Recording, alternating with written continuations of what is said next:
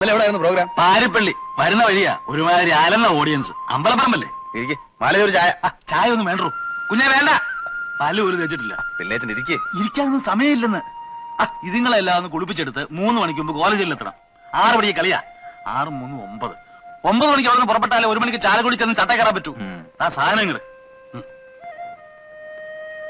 എഴുതിയിട്ടില്ല. ശരിയായില്ല. സബ്ജക്റ്റ് ഒക്കെ ആയി വരുന്നതേ ഉള്ളൂ. താൻ പിന്നെ എന്തോ ആലോചിച്ചുകൊണ്ട് അടുത്ത ആഴ്ച റിഹേഴ്സൽ വെച്ചോളാൻ പറഞ്ഞത്. ഞാനാണ് എല്ലാം അറേഞ്ച് ചെയ്തു. ഉദ്ഘാടന പ്രോഗ്രാം കൊടുത്തു. സബ്ജക്റ്റ് ആയി വരുന്നേ ഉള്ളെന്ന്. എവിടുന്ന് വരാനാ? ആകാശത്ത് പൊട്ടു വീഴുന്നു. ആലോചിക്കണേ, ആലോചിച്ചാലേ വരൂ. അത് തന്നെ പഠിപ്പിക്കൊന്നും വേണ്ട. ആലോചിച്ചാലേ വരൂ. മനുഷ്യനാ, കമ്പ്യൂട്ടർ ഒന്നും അല്ല സ്വിച്ച് ഇടുമ്പോഴോട്ട് വരാൻ. ഇതൊക്കെ അഡ്വാൻസ് ചുള പോലെ എന്നെ വാങ്ങിക്കുമ്പോ ആലോചിക്കണമായിരുന്നു. ഒരാഴ്ചക്കുള്ളിൽ പുളിച്ചു തരാമെന്ന് താനല്ലേ പറഞ്ഞത്? വേണ്ടായിരുന്നല്ലോ. കുഞ്ഞങ്ങ് ക്ഷീണിച്ചു പോയല്ലോ. കൊച്ചന്തിയെ പൊടി. അവള് സ്കൂളിൽ പോയി.